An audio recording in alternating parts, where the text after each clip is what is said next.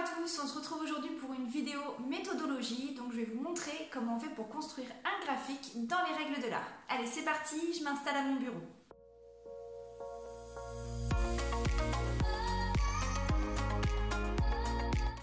Donc aujourd'hui, comme exemple, je vais prendre une activité que je donne à mes troisièmes, donc qui est sur les besoins de la cellule musculaire pendant une activité physique.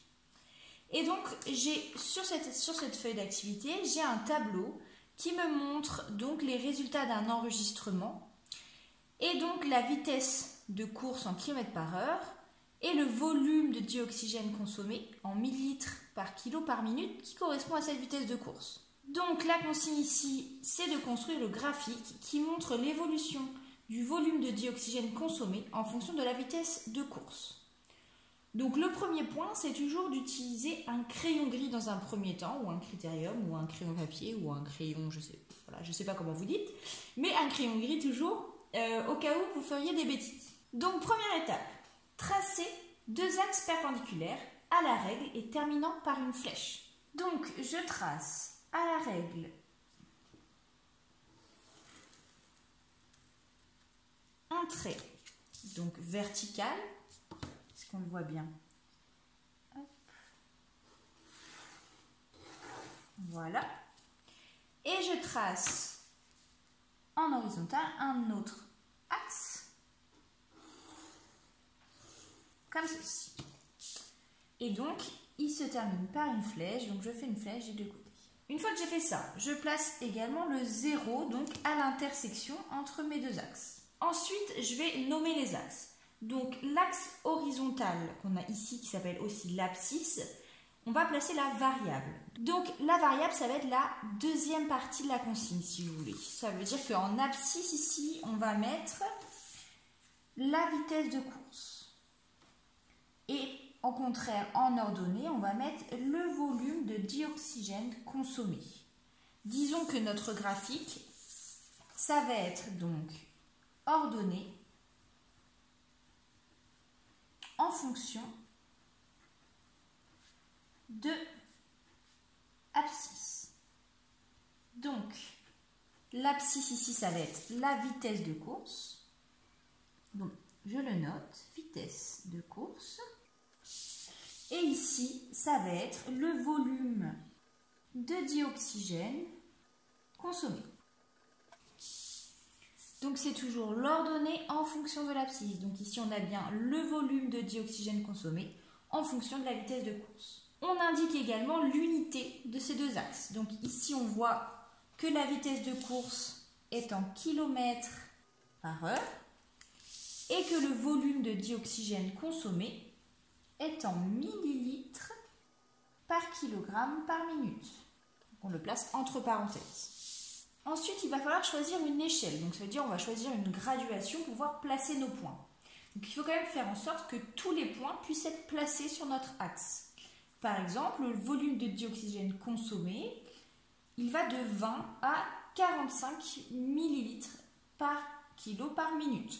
Donc, il faut qu'on puisse placer 45 graduations le long de cet axe. On peut par exemple imaginer que pour le volume de dioxygène consommé, 5 petits carreaux ici correspondent à 10 millilitres par kilo par minute.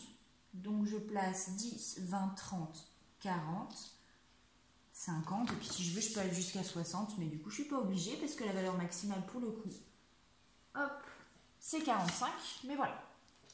Donc voilà pour le volume de dioxygène consommé. Pour la vitesse de course maintenant, on va de 6 à 13 km/h. Donc ici, vu qu'on a suffisamment de place pour mettre 1 km/h pour 1 cm, on va pouvoir faire une graduation tous les centimètres, donc tous les deux carreaux. Hop, voilà. Et placer du coup 1, 2, 3, 4, 5, 6, 7, 8, 9, 10, 11, 12. Et donc on a dit que ça allait jusqu'à 13. Donc voilà, 13, 14, 15.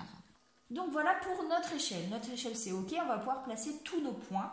Tout va rentrer dans notre graphique. Et donc, c'est ce qu'on va faire. On va placer nos points. Donc ici, on voit que pour 6 km/h, donc ici, on a un volume de dioxygène consommé qui est de 20.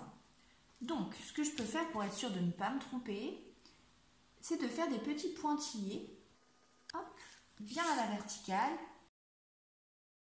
Et donc, je peux placer mon premier point ici. Donc, je le fais sous forme de croix, c'est mieux, parce que si on fait juste un point, un simple point, c'est moins visible. Donc, pour 6 km/h, on a bien 20 ml par kilo par minute de dioxygène consommé.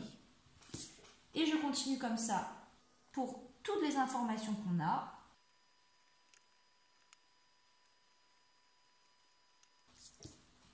Donc voilà, j'ai placé tous les points en faisant des petites croix comme je le disais tout à l'heure.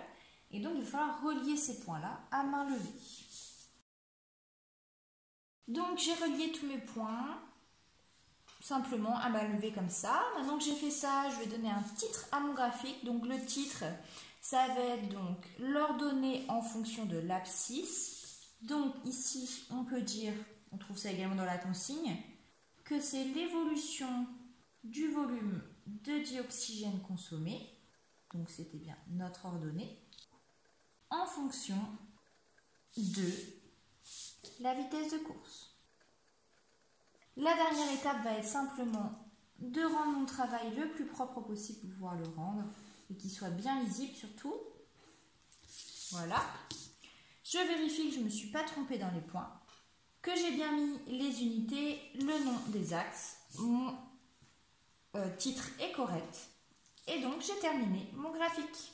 Pour être sûr que je ne me suis pas trompée, j'ai ici une grille d'auto-évaluation qui peut m'aider à vérifier que j'ai tout fait correctement. Donc j'ai bien tracé mes deux axes perpendiculaires et je l'ai fait à la règle, donc ça c'est ok. J'ai bien placé la variable sur mon axe horizontal, ok, donc on a dit que la variable c'était ce en fonction de quoi on allait calculer quelque chose, donc ici la vitesse de course. Et donc, le paramètre calculé ou mesuré, on le trouve sur l'axe vertical au contraire, donc ici, le volume de dioxygène. Ok. J'ai choisi une échelle correcte pour chaque grandeur et je l'ai respecté tout au long des axes. Donc, ici, c'est ok, on a bien la même distance entre chaque graduation, on peut bien placer tous les points, c'est ok.